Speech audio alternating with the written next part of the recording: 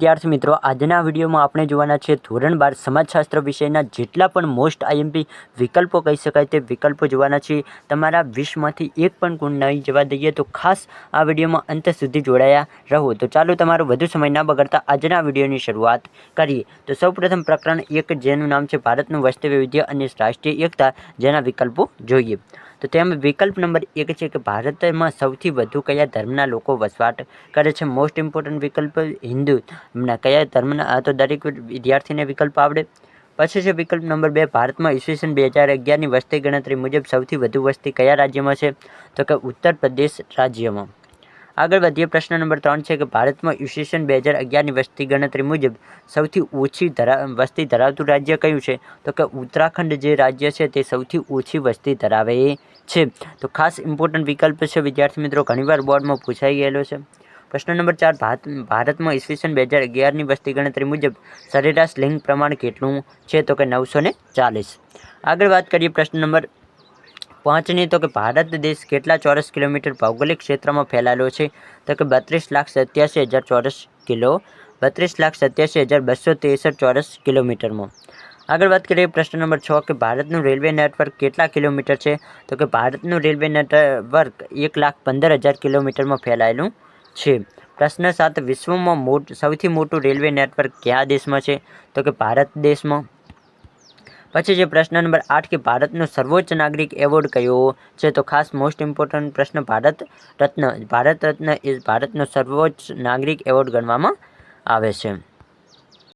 આગળ વાત કરીએ પ્રકરણ નંબર 2ની, તો કે ભારતીય સંસ્કૃતિ અને સમુદાય, તેના વિકલ્પો જેટલા પણ સ્વાધ્યાયના છે તે મોસ્ટ ઇમ્પોર્ટન્ટ વિકલ્પો જોઈ લઈએ। તેમાં વિકલ્પ નંબર 1 છે કે ભારતીય સંસ્કૃતિની વિશિષ્ટતા શું છે? તો તેમાં જવાબ આવશે એ વિકલ્પ, વિવિધતામાં એકતા। પ્રશ્ન નંબર 2, ભારતીય સંસ્કૃતિનો દ્રષ્ટિકોણ કેવો છે? તો કે ભારતીય સંસ્કૃતિનો દ્રષ્ટિકોણ વૈશ્વિક દ્રષ્ટિકોણ છે। પ્રશ્ન નંબર 3 છે કે લોક સંસ્કૃતિ એ કેવું સર્જન છે? તો કે સહિયારું સર્જન છે। આગળ વાત કરીએ પ્રશ્ન નંબર 4 કે લોક સંસ્કૃતિની પરંપરા કેવી છે? તો કે મૌખિક પરંપરા છે। પ્રશ્ન નંબર 5 છે કે આદિવાસી સંસ્કૃતિમાં શાના દર્શન થાય છે? તો કે આપેલ તમામ ના। પછી છે પ્રશ્ન નંબર 6 કે ભારતના બંધારણની કઈ કલમ વ્યક્તિને પોતાનો ધર્મ સ્વતંત્ર રીતે પાળવાની છૂટ આપે છે? તો કે કલમ 25ની અંદર આ ભારતના બંધારણની કઈ કલમ? તો કે 25 કલમ નંબર 25ની અંદર વ્યક્તિને પોતાનો ધર્મ સ્વતંત્ર રીતે પાળવાની છૂટ આપવામાં આવી છે। પ્રશ્ન 7, પારસીઓનું ધાર્મિક પુસ્તક કયું છે? તો કે અવેસ્તા। પ્રશ્ન નંબર 8 છે કે યુવાગ્રહો કયા સમુદાયમાં જોવા મળે છે? તો કે આદિવાસી સમુદાયમાં। પ્રશ્ન 9 છે કે ગ્રામીણ અર્થવ્યવસ્થા શેના પર આધારિત છે? તો કે કૃષિ પર આધારિત છે। પ્રશ્ન નંબર 10 છે કે ભારતમાં ધાર્મિક લઘુમતી વસ્તી કેટલા ટકા છે? તો કે 17.17% ભારતમાં ધાર્મિક લઘુમતી વસ્તી જોવા મળે છે। હવે જોઈએ પ્રકરણ નંબર 3ના અનુસૂચિત જાતિ અને અનુસૂચિત જનજાતિ અને અન્ય પછાત વર્ગના વિકલ્પો। તો તેમાં વિકલ્પ નંબર 1 છે કે ભારતમાં 2011ની વસ્તી ગણતરીના અહેવાલ પ્રમાણે અનુસૂચિત જાતિનું પ્રમાણ કેટલું છે? તો કે 16.02%। પ્રશ્ન નંબર 2 છે કે ગુજરાતમાં 2011ની વસ્તી ગણતરી પ્રમાણે અનુસૂચિત જાતિનું પ્રમાણ કેટલું છે? તો કે 7.10% છે। પ્રશ્ન નંબર 3 છે કે અનુસૂચિત જાતિનું સૌથી વધુ પ્રમાણ કયા રાજ્યમાં જોવા મળે છે? તો કે પંજાબ રાજ્યમાં। પછી છે પ્રશ્ન નંબર 4 કે આદિવાસીઓની સંખ્યાની દ્રષ્ટિએ ભારત વિશ્વમાં કયા ક્રમે છે? તો આદિવાસીઓની સંખ્યાની દ્રષ્ટિએ ગણીએ તો ભારત દ્વિતીય નંબરે છે। પ્રથમ નંબરે કોણ છે તે તમારે કોમેન્ટ બોક્સમાં લખીને ખાસ જણાવવાનું છે। પછી છે પ્રશ્ન નંબર 5 કે ભારતની આદિમ જાતિની વસ્તીનું વર્ગીકરણ કોણે આપ્યું છે? તો કે ડૉક્ટર બ્રિજરાજ ચૌહાણે ભારતની આદિમ જાતિનું વસ્તીનું વર્ગીકરણ કરીને આપ્યું છે। પ્રશ્ન 6 કે ટોટેમવાદ શેમાં જોવા મળે છે? તો કે અનુસૂચિત જનજાતિમાં ટોટેમવાદ જોવા મળે છે। પ્રશ્ન 7, મંડળ મિશનમાં ભારતના કયા સમાજશાસ્ત્રીને કામગીરી સોંપવામાં આવી હતી? તો કે M.N. શાસ્ત્રીને શ્રીનિવાસ જે હતા તેમને આ કામગીરી સોંપવામાં આવી હતી। પ્રશ્ન 8, ગુજરાતમાં અન્ય પછાત વર્ગ માટે 1979માં કયું કમિશન નિમાયું હતું? તો કે બક્ષીપંચ કમિશન નિમાયું હતું।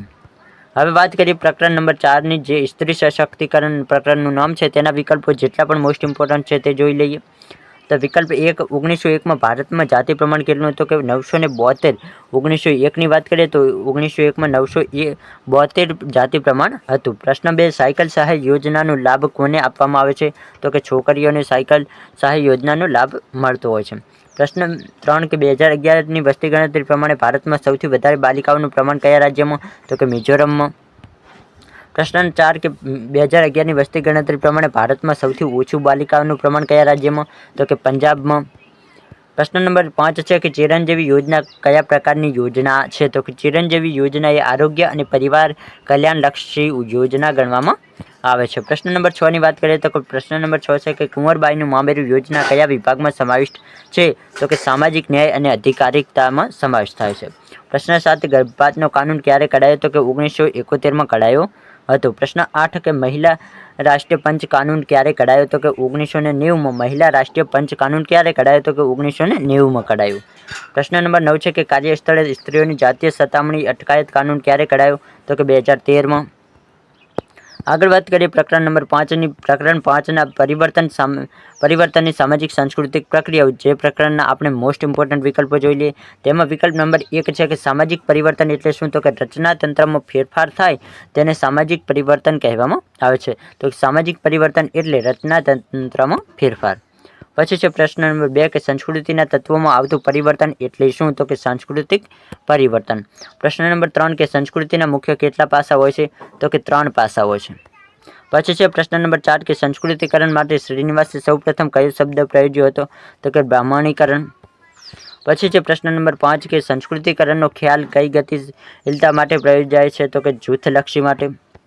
પછી છે પ્રશ્ન નંબર 6 કે પશ્ચિમની વિચારસરણીના કયા તત્વોનો ભારતમાં પ્રવેશ થયો? તો કે ઉપયુક્ત તમામનો. પછી છે પ્રશ્ન નંબર 7 કે સંસ્કૃતિનું સમન્વયકરણ કઈ પ્રક્રિયાથી થાય છે? તો કે વૈશ્વિકીકરણની પ્રક્રિયાથી. પ્રશ્ન 8 છે કે ઉદારીકરણમાં કઈ બાબત પર ભાર મૂકવામાં આવે છે? તો કે ઉદ્યોગ અને વેપાર ઉપર ભાર મૂકવામાં આવે છે. પ્રશ્ન નંબર 9 છે કે વિવિધ દેશોની અર્થવ્યવસ્થા, સમાજ અને સંસ્કૃતિ ઉપર અસર કરતી કઈ પ્રક્રિયા છે? તો કે વૈશ્વિકીકરણ એ પ્રક્રિયા છે. આગળ વાત કરીએ પ્રકરણ નંબર 6 જેનું નામ છે સમૂહ સંચારના માધ્યમો અને સમાજ. જે પ્રકરણના વિકલ્પો જોઈ લઈએ. તો સૌપ્રથમ પ્રશ્ન 1 ફિલ્મ જગતનો પ્રતિષ્ઠિત એવોર્ડ કોના નામે આપવામાં આવે છે? તો કે દાદા સાહેબ ફાળકેના નામે. પ્રશ્ન 2 ભારતમાં ટેલિવિઝનનો પ્રારંભ ક્યારે થયો? તો કે 1959માં. પ્રશ્ન નંબર 3 છે કે ભારતમાં રંગીન ટેલિવિઝનનો પ્રારંભ ક્યારે થયો? તો રંગીન ટેલિવિઝનનો પ્રારંભ 1982માં થયો. પ્રશ્ન 4 છે કે ડિજિટલ કમ્પ્યુટરની શોધ ક્યારે થઈ? તો કે 1946માં. પ્રશ્ન 5 છે કે ભારતમાં ઇન્ટરનેટ સેવાનો પ્રારંભ ક્યારે થયો? તો કે 15 ઓગસ્ટ 1995માં. પછી છે ભારતમાં મોબાઈલ સેવાનો પ્રારંભ. તો આ બંને એક જ દિવસે આવશે.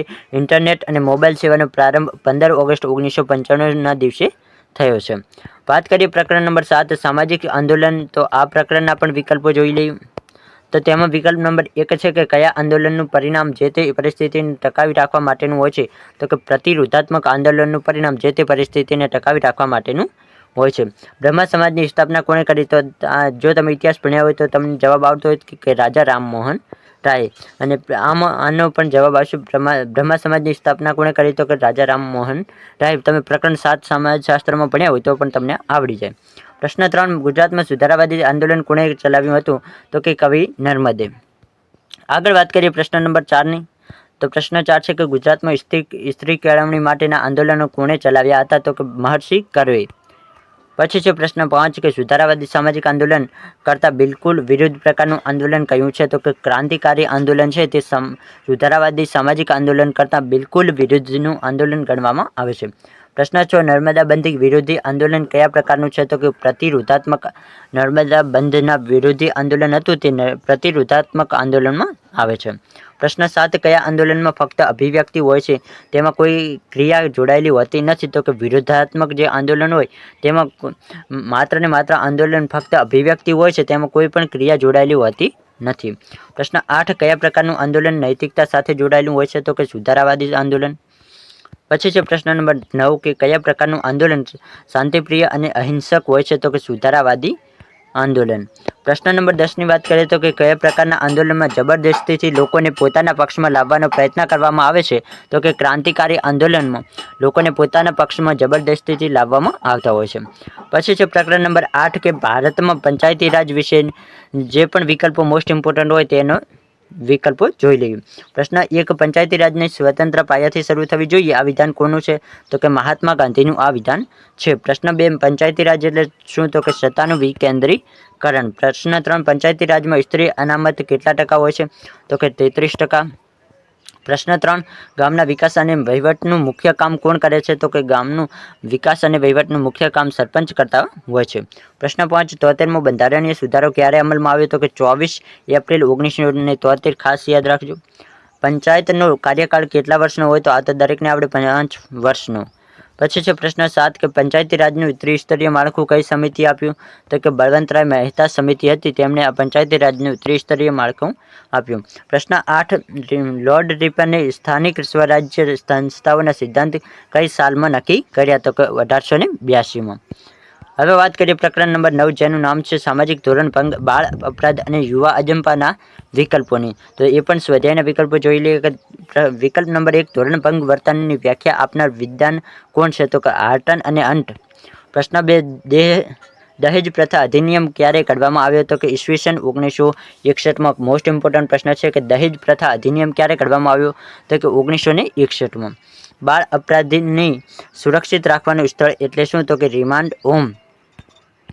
પછી જોઈએ પ્રશ્ન નંબર 4, કે ભારતમાં બાળ અદાલતની સ્થાપના ક્યારે કરવામાં આવી? તો કે 1941માં. પ્રશ્ન નંબર 6 છે. પ્રશ્ન નંબર 5 છે કે ઘરેલું હિંસા અધિનિયમ ક્યારે અમલમાં આવ્યો? તો ઈસવીસન 2005માં. પછી છે પ્રશ્ન નંબર 10, પ્રકરણ 10, જેમાં સામાજિક સમસ્યાઓ પ્રકરણનું નામ છે, તેના પણ મોસ્ટ ઇમ્પોર્ટન્ટ વિકલ્પો જોઈ લઈએ. વિકલ્પ નંબર 1 છે કે ઈસવીસન 2011ની વસ્તી ગણતરી મુજબ ભારતમાં 1000 પુરુષો મહિલાઓનું પ્રમાણ કેટલું હતું? તો કે 940. પ્રકરણ 1માં પણ આ વિકલ્પ આવી ગયેલો છે. એડ્સની સમસ્યા ભારતમાં વિશ્વમાં કેટલામું સ્થાન ધરાવે છે? તો કે 3જું સ્થાન ધરાવે છે. એડ્સનો પ્રથમ દર્દી કયા દેશમાં જોવા મળ્યો હતો? તો કે અમેરિકામાં. પછી છે પ્રશ્ન 4, કે વિશ્વ એડ્સ દિનની ઉજવણી ક્યારે કરવામાં આવે? તો કે એડ્સ દિનની ઉજવણી 1 ડિસેમ્બરના રોજ કરવામાં આવે છે. બોમ્બે પ્રોહિબિશન એક્ટ ક્યારે કઢાયો? તો કે ઈસવીસન 1949માં બોમ્બે પ્રોહિબિશન એક્ટ કઢાયો હતો. તો આ વિડીયોમાં વિદ્યાર્થી મિત્રો આપણે ધોરણ 12ના સમાજશાસ્ત્રના દરેક વિકલ્પ જેટલા પણ મોસ્ટ ઇમ્પોર્ટન્ટ ગણી શકાય તે દરેક વિકલ્પ જોયા. તમને આ વિડીયો કેવો લાગ્યો તે કમેન્ટ બોક્સમાં લખીને જરૂરથી જણાવજો. આ સાથે જ સમાજશાસ્ત્રના જેટલા પણ મોસ્ટ ઇમ્પોર્ટન્ટ પ્રકરણો હશે તેના હું તમને લિંક આપી દઈશ, તો તે પણ તમે વિડીયો ડિસ્ક્રિપ્શનમાંથી જોઈ શકશો. ફરી મળીએ આવા જ કોઈક નવા વિડીયો સાથે. ત્યાં સુધી આવજો.